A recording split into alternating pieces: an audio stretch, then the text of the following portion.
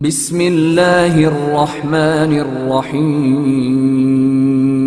بسم اللہ الرحمن الرحیم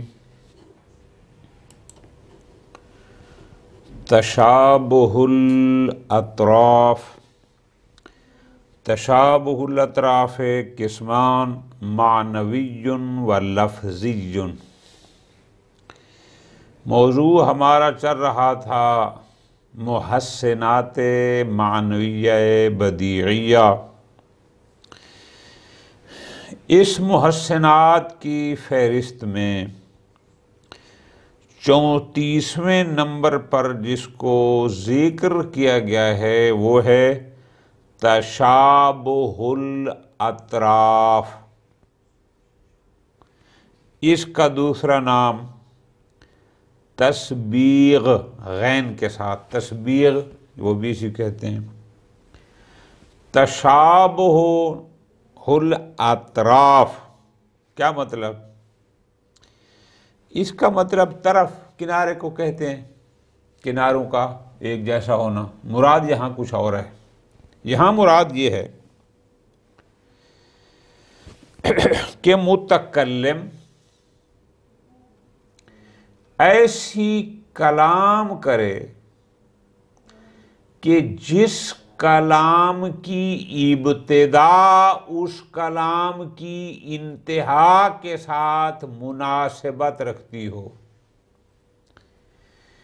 آغاز کلام اختتام کلام کے ساتھ مناسبت رکھتا ہو، اس کو کہتے ہیں تشابہ الاطراف۔ بہرحال اس کی دو قسمیں، ایک قسم ہے، ایک کو کہتے ہیں تشابہ الاطراف معنوی، ایک ہوتا ہے تشابہ الاطراف لفظی۔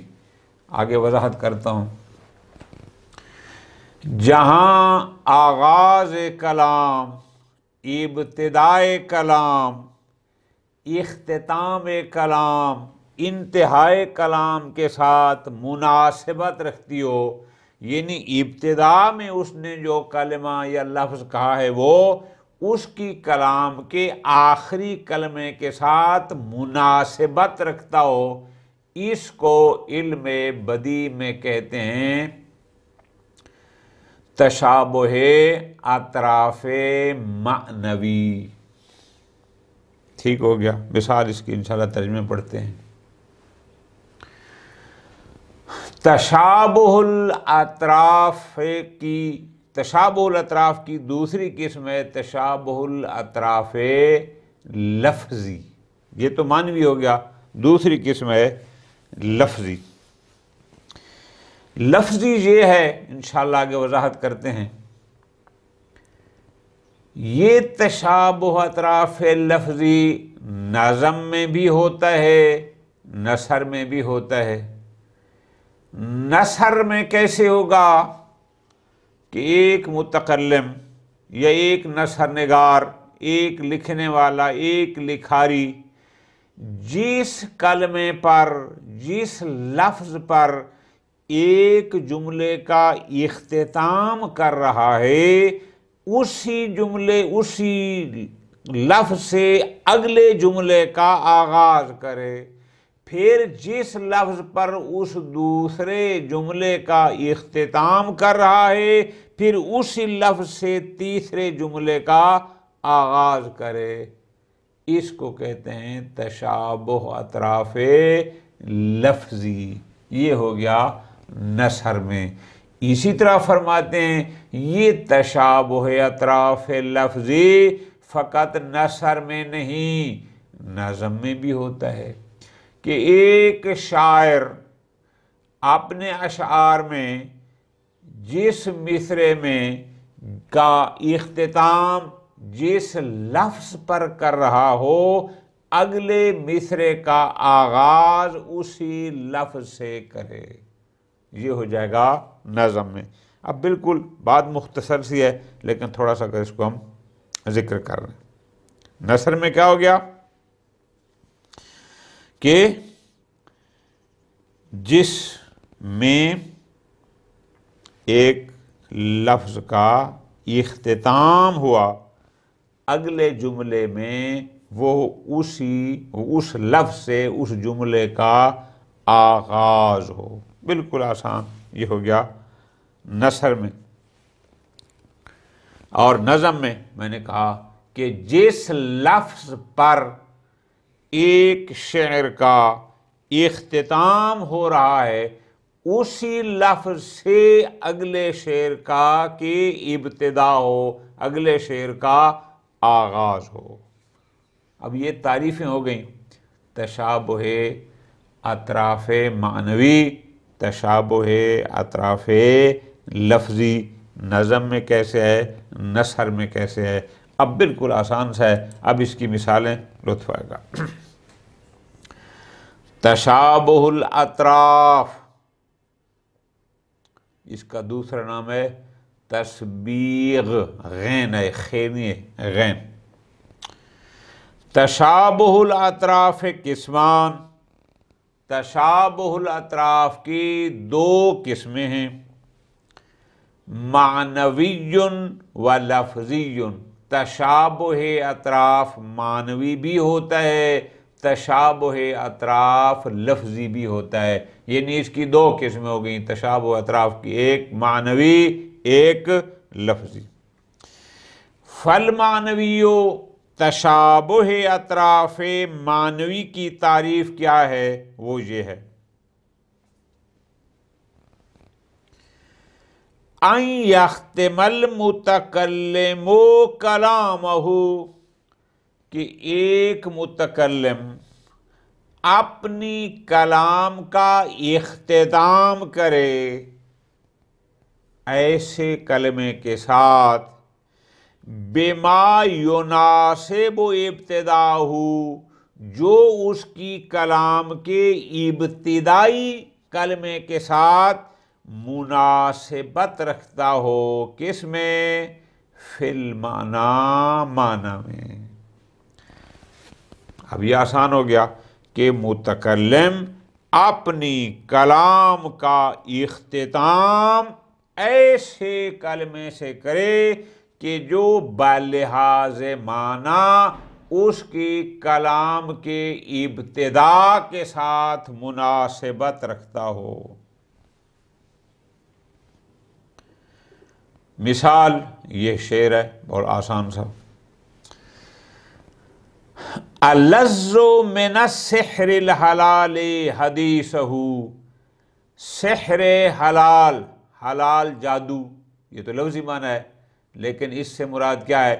یعنی ایسی فصیح کلام کہ جو جادوئی اثر رکھتی ہو. مراد یہ ہے حلال جادو سے، یعنی ایسی اس کی کلام اتنی فصیح ہے اور خوبصورت ہے کہ جیسے جادو مؤثر ہوتا ہے اس کی کلام بھی اسی جادو کے انداز میں مؤثر ہو. اب ذرا غور کرو. اللذ، زیادہ لذت دار، لذیذ تر ہے. من السحر الحلال، حلال جادو سے مراد کیا؟ یعنی وہ فصیح ترین کلام سے بھی زیادہ لذت دیتی ہیں حدیثہ، اس کی باتیں. یعنی اس کی باتیں ایک فصیح ترین جادوئی قسم کی کلام سے بھی زیادہ لذت دار اور لذت بخش ہے. وَأَعْذَبُ مِن مَاءِ الْغَمَامَةِ رِيقُهُ، اور اعذب زیادہ میٹھا بہترین ہے، مِن مَاءِ الْغَمَامَةِ بارش کے پانی سے زیادہ میٹھا ہے کیا؟ رِيقُهُ، اس کا لعاب دہن. اب یہاں پر شاہد مثال کیا ہے؟ فرماتے ہیں فریق، لعاب دہن، یناسب اللذتا.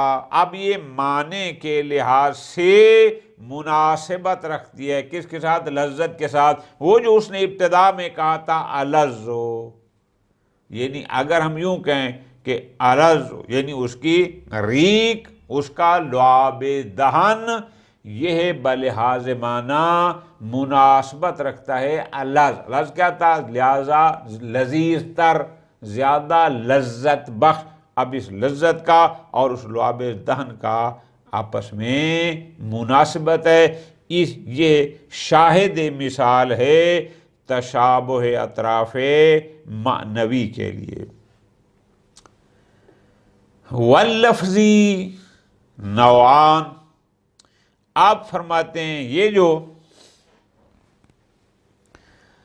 تشابہ اطراف لفظی ہے اس کی بھی پھر دو قسم کی ہے، دو قسمیں ہیں. وہ کیا؟ ایک یہ ہے، ذرا غور کرنا،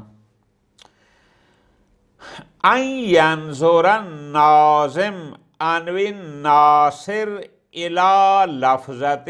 کوئی ناظم، نظم نگار، شاعر، ناصر نثر نگار جو نثر لکھتا ہے، اب وہ غور کرے اس لفظ کی طرف وقعت فی آخر المصراع الاول. اگر وہ نظم ہے تو وہ دیکھتا ہے کہ اس نظم کے اس مصرے کے آخر میں کون سا لفظ ہے، یا وہ نثر نگار ہے، نثر لکھتا ہے، تو وہ دیکھے کہ اس جملے کے آخر میں کون سا لفظ ہے. تو اس مصرع کے آخری لفظ یا اس جملہ کے آخری لفظ کو غور کرے، پھر فَيَبْدَأُ بِهَا الْمِصْرَعَ الثَّانِي أَوِ الْجُمْلَةَ التَّالِيَةَ. اگر نظم ہے تو اس کے دوسرے مصرے کی ابتدا اس پہلے مصرے کے آخری لفظ سے کرے، اور اگر وہ نثر ہے تو دوسرے جملے کی ابتدا اس پہلے جملے کے آخری لفظ سے کرے. اس کو کہتے ہیں تشابہ اطراف لفظی. یہ محسنات معنویہ بدیعیہ میں سے ہے. سب سے بڑی مثال قرآن مجید میں اس کی مثال موجود ہے. آیت مجیدہ ہے سورہ نور کی، مثل نورہ کمشکات فیہا مصباح. اب ایک جملے کا اختتام آ گیا مصباح کا. اگلا کیا گیا؟ اگلا گیا المصباح فی زجاجۃ. اب دیکھو نا، پہلا جملہ مصباح پہ ختم ہو رہا ہے قرآن مجید میں، جبکہ دوسرا المصباح سے شروع ہو رہا ہے، اور یہ ختم ہو رہا ہے فی زجاجہ پر. اور پھر اگلا مصرع الزجاجہ کانہا کوکب دری. اب پچھلے جملے میں زجاجہ پر جملہ ختم ہوا، اگلے جملے کی ابتدا اسی سے آ گئی. اب قرآن میں ہم یہی پڑھتے ہیں مثل نورہ کمشکات فیہا مصباح المصباح فی زجاجۃ الزجاجۃ کانہا کوکب دری. اب یہ بہترین شاہد مثال ہے اس کے لیے.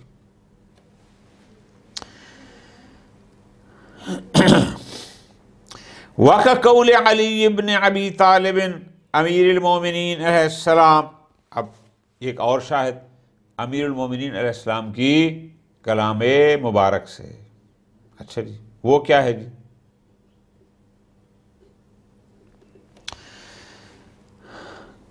العالم حدیقۃ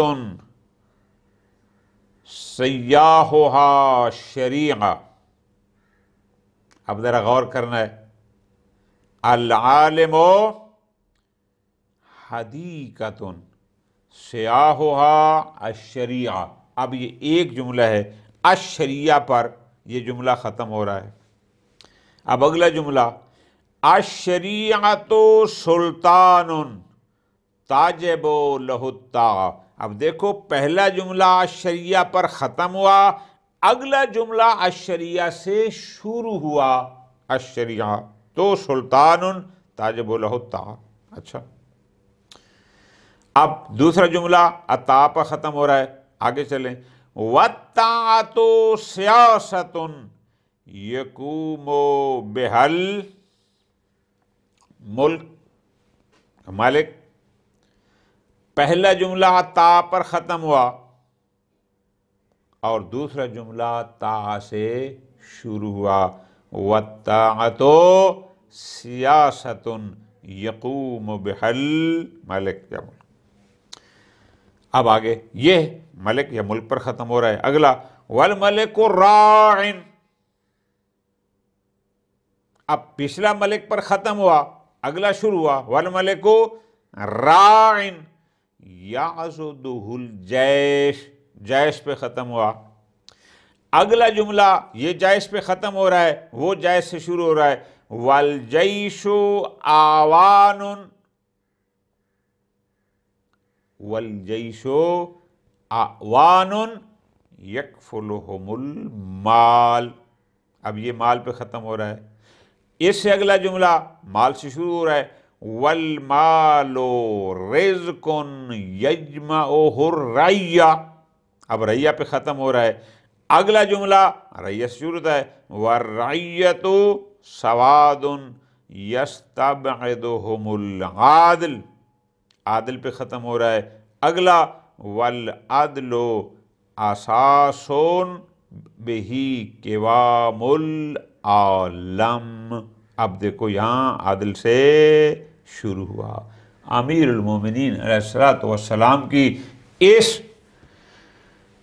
کلام مبارک میں آپ نے دیکھا، فرماتے ہیں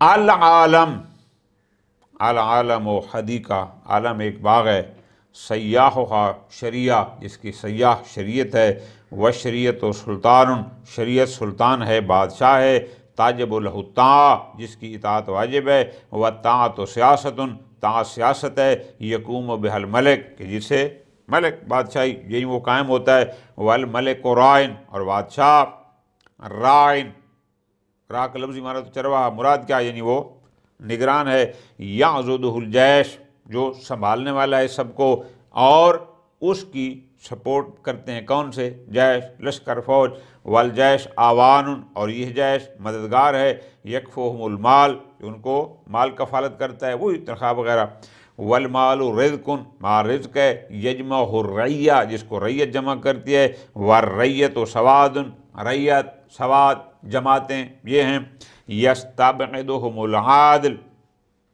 کہ عادل ان کو یہ، والعدل اساس بہ قوام العالم، اور فرماتے ہیں عادل بنیاد ہے، اور اس بنیاد پر قوام العالم، دنیا قائم رہتی ہے۔ خوب، یہ تو ہوگی نثر کی مثال۔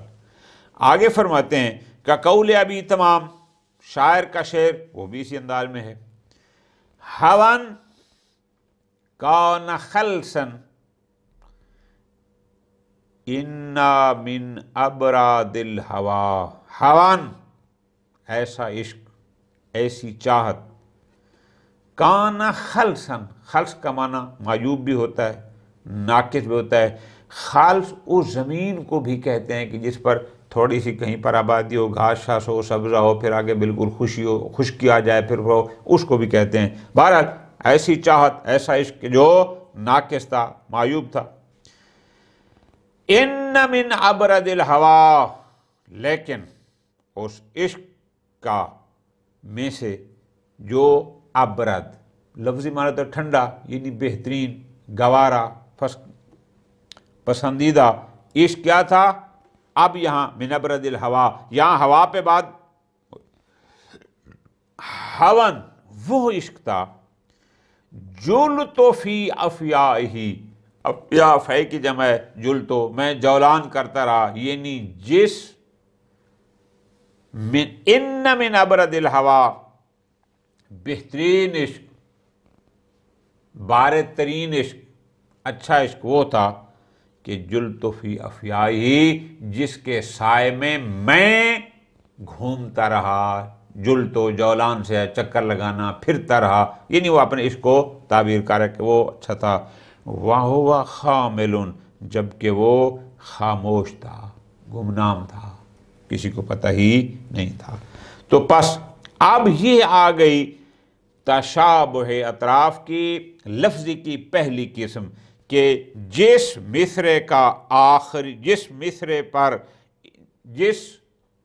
مصرے میں جو لفظ آخری ہو اگلے مصرے میں وہ پہلا ہو، جس جملہ میں جو لفظ آخری ہو اگلے جملے میں وہ پہلا ہو. ایک قسم یہ ہو گئی.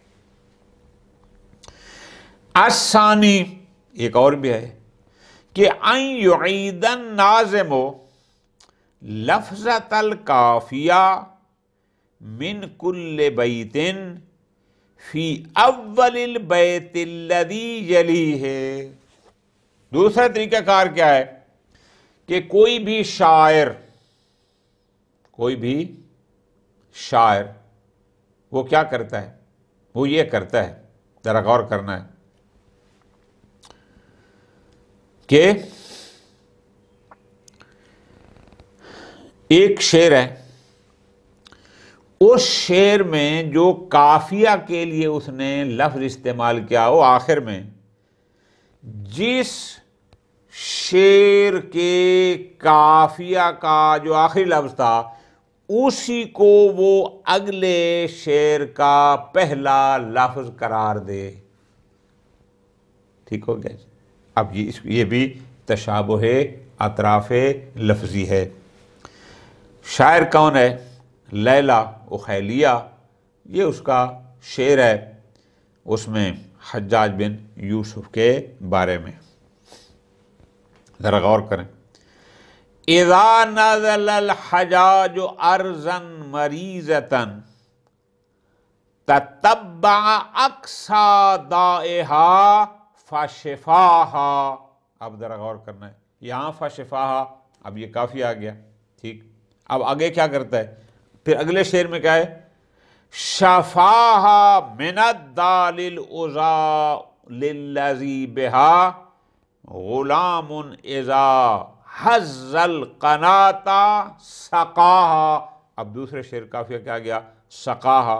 اب تیسرے شعر میں اسی کو لے آتے ابتدا میں سقاها فرواها بشرب سجالها دماء رجال حیث مالا حشاها. اب آپ بالکل ترتیب سے دیکھیں، پہلے شعر میں کافیہ کا لفظ کون سا تھا؟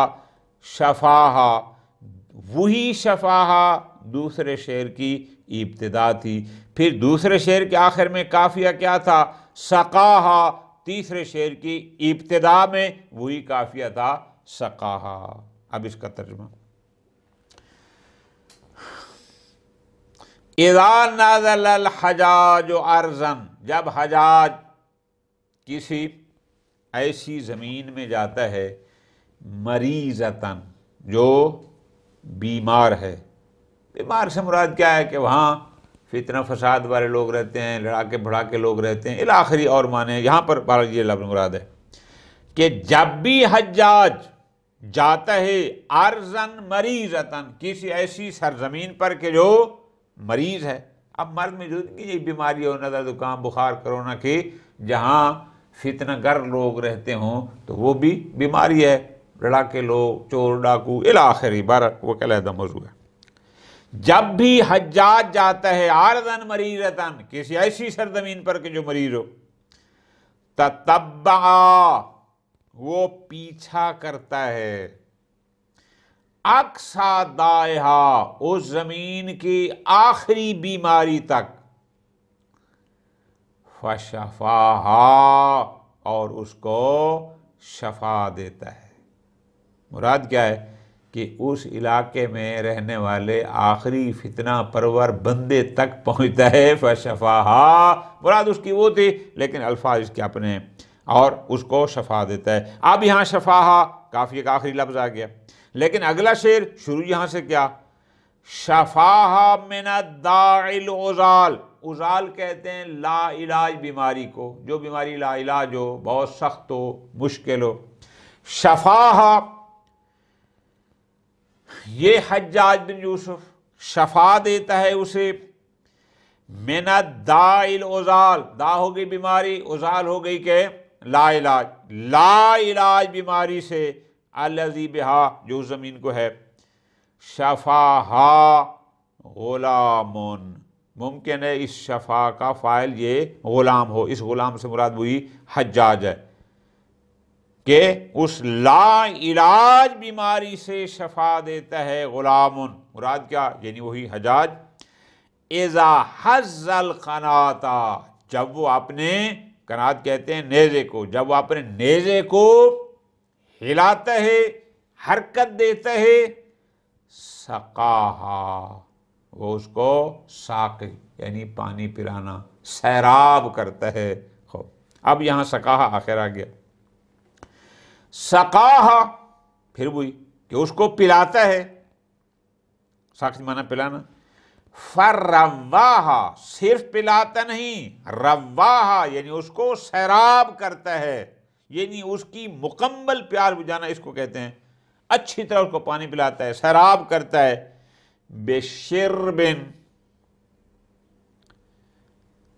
ایسے، بشربن، شرب مانا شراب کیا ہے، سجال جمع ہے ساجل کی، ساجل کہتے ہیں جو بڑا برتن ہو، بڑے پیالے کو، بہرحال بشربن ایسی شراب سے، سجالہا کہ جس کے وہ پیالے کیا ہوتے ہیں، دماؤ رجالن، لوگوں کا، وہاں کے لوگوں کا خون ہوتا ہے، یعنی مراد کیا، سقاہا اس کو پلاتا ہے، فرواہا اس کو سیراب کرتا ہے، بشربن سجالہ دماؤ رجالن، یعنی وہاں لوگوں کے خون کے بڑے بڑے پیالوں کے اس شراب کے ساتھ، حیث ما لحشاہا، جہاں بھی اس کا وہ نیزہ کا جسم جہاں بھی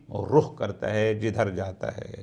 بہرحال شاہد مثال کیا کہ جہاں پر پہلے شعر کے قافیے کا لفظ تھا شفاہا، پھر اسی کو اس نے دوسرے شعر کی ابتدا میں لایا، پھر دوسرے شعر کے قافیے کا لفظ تھا سقاہا، پھر تیسرے میں اس کو ابتدا میں لایا۔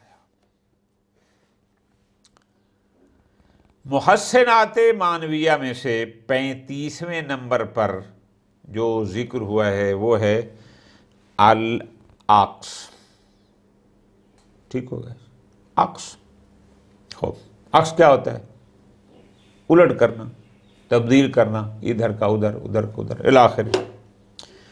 یہ عکس کیا ہے یہ سارا نہیں پڑھتے، آج تھوڑا سا پڑھ لیتے ہیں، باقی انشاءاللہ کل پھر اس کو 26ویں کے ساتھ ملا کر اس درس کو، اس بحث کو مکمل کریں گے۔ وہ یہ ہے عکس کہ جو چیز ابتدا میں ہو اس کو آخر میں لانا، اور جو چیز آخر کلام میں ہو اس کو ابتدا میں لانا۔ یہ آسان آپ یوں لکھ لیں، ان تقدم فی الکلام جزءا، یعنی پہلے اپنی کلام میں ایک جز کو، ایک چیز کو ابتدا میں لائیں، پھر اس کا الٹ کر دیں، کیا کہ جسے ابتدا میں لائے تھے اس کو بعد میں لے آئیں، جس کو بعد میں لے آئے تھے اس کو ابتدا میں لے آئیں۔ بالکل آسان سا ہے، اب اس کی وضاحت زیادہ درکار نہیں، مثال میں کلیئر ہو جائے گا۔ العکس، عکس کیا ہے؟ ان تقدم فی الکلام جزءا، کہ آپ اپنی کلام میں کسی جز کو، کسی جملے کو، کسی لفظ کو، کس کو مقدم کریں، وَتُؤَخِّرَ جُزْءًا، اور ایک جز کو مؤخر کریں، اس کو بعد میں لائیں، ثُمَّ تَعْكِسَ، پھر آپ اس کا عکس کریں، الٹ کریں۔ الٹ کیسے کریں؟ بِأَن تُقَدِّمَ مَا أَخَّرْتَ، کہ جس کو مؤخر کیا تھا اب اس کو مقدم کر دیں، وَتُؤَخِّرَ مَا قَدَّمْتَ، اور جس کو مقدم کیا تھا اس کو مؤخر کر دیں۔ اس کو کہتے ہیں عکس، اور یہ بھی محسنات معنویہ بدیعیہ میں سے ہے۔ وَيَأْتِي عَلَىٰ أَنْوَاءٍ، اب اس کی کئی قسمیں ہیں، ایک دو آج پڑھ لیتے ہیں۔ پہلی، أَن يَقَعَ الْعَكْسُ، ذرا غور کرنا، بَيْنَ أَحَدِ طَرْفَيْ جُمْلَةٍ وما اضیف الیہا ذالک طرف وبین طرفہا الآخر وما اضیف الیہا. ذرا غور کرنا، دوبارہ غور کرنا، بات کو ذرا سمجھنا ہے. کیسے؟ عکس کیسے ہے؟ ایک جملہ ہے، اس جملہ میں ایک مضاف ہے، دوسرا مضاف الیہ ہے. تو اب جس جملہ میں ایک مضاف ہے اور دوسرا مضاف الیہ ہے، دوسرے جملے میں وہ مضاف الیہ کو مضاف اور پہلے کے مضاف کو اس میں مضاف الیہ بنا دے، اس کو عکس کہتے ہیں.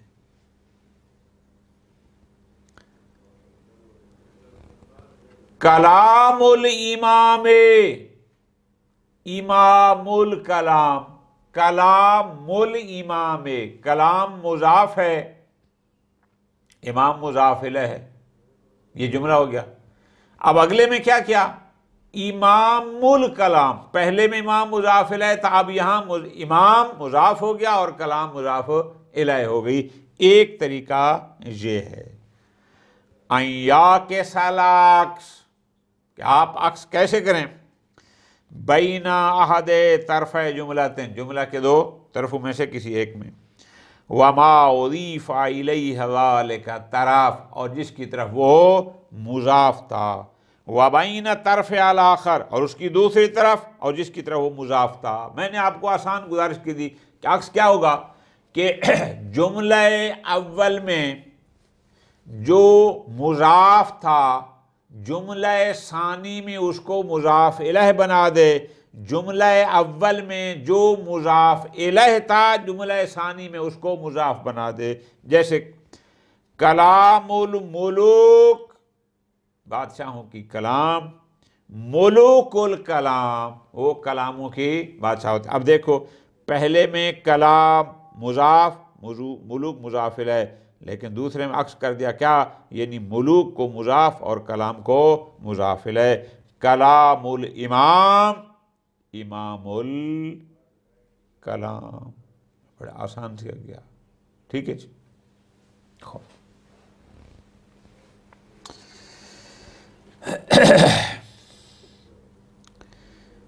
کلام الملوک، یہ مضاف مضاف الیہ مل کے مبتدا ہو گئی. ملوک الکلام، یہ اس کی خبر ہو گئی، لیکن پہلے میں جو مضاف تھا وہ دوسرے مضاف الیہ بن گیا، جو پہلے میں مضاف الیہ تھا وہ دوسرے میں وہ بن گیا. ٹھیک ہو گیا جی. مبتدا میں جو مضاف الیہ تھے وہ خبر میں جو یہاں مضاف الیہ تھا وہ مضاف بن گیا، جو یہاں مضاف تھا وہ مضاف الیہ بن گیا. دوسری قسم اس طرح بھی عکس ہوتا ہے. این یا کا العکس بین متعلقات فعلین فی جملتین. ذرا غور کرنا ہے. دو جملے ہیں، دو جملوں میں ایک ہی فعل دو مرتبہ استعمال ہوا، لیکن پہلے فعل کا متعلق کوئی اور ہے اور دوسرے فعل کا متعلق کوئی اور ہے. یہ ہو گیا بالکل آسان کہ دو جملوں میں دو فعل استعمال ہوئے، لیکن ہر فعل کا متعلق اور ہو، مختلف ہو. بالکل آسان. قرآن مجید کی یہ آیت مجیدہ، یخرج الحی من المیت، یہ ایک جملہ ہے. اب یہاں یخرج الحی متعلق فعل، یہاں کیا ہے؟ یخرج ہوا فاعل، الحی مفعول، جو متعلق ہے. لیکن دوسرا جملہ کیا ہے؟ وَيُخْرِجُ الْمَيِّتَ مِنَ الْحَيِّ. دو جملے ہیں، دو فعل ہیں، پہلا بھی یخرج دوسرا بھی یخرج، لیکن پہلے یخرج کا متعلق حی ہے اور دوسرے یخرج کا متعلق المیت ہے۔ اب یہ بھی عکس ہے کہ دو جملوں میں دو فعل استعمال ہوں، جہاں حالانکہ فعل وہی ہے لیکن دو جملوں میں استعمال ہوا، لیکن پہلے میں اس کا متعلق کوئی اور تھا، دوسرے میں اس کا متعلق کوئی اور ہے۔ ایک اور مثال مختصر سی وہ یہ ہے ان یقع العکس بین الفاظ فی طرفی الجملتین، دو جملے ہیں، ان دو جملوں کی طرفین کے یعنی اطراف کے الفاظ میں عکس ہو۔ کیا مطلب؟ یعنی ایک جملے میں اگر ایک لفظ ابتدا میں استعمال ہو رہا ہے تو دوسرے میں وہ اس دوسرے جملے کی انتہا میں استعمال ہو، اور جو ایک جملے کے آخر میں استعمال ہو رہا ہے وہ دوسرے جملے کی ابتدا میں استعمال ہو، اس کو کہتے ہیں۔ اس کی بھی آیت مجیدہ میں سے یہ مثال ہے، لَهُنَّ حِلٌّ لَهُمْ، نہ وہ عورتیں ان کے لیے حلال ہیں، وَلَا هُمْ يَحِلُّونَ لَهُنَّ، نہ یہ ان کے لیے حلال ہیں۔ اب دیکھو پہلے جملے میں ہن ابتدا میں تھا، ہم انتہا میں تھا، لیکن دوسرے میں وَلَا هُمْ، وہاں ہم ابتدا میں ہے اور ہن انتہا میں ہے، بالکل اس کے برعکس ہو گیا۔ ٹھیک ہو گیا؟ خوب، انشاءاللہ باقی معنی پھر اگلے درس میں۔ صلی اللہ علی محمد وعلی محمد۔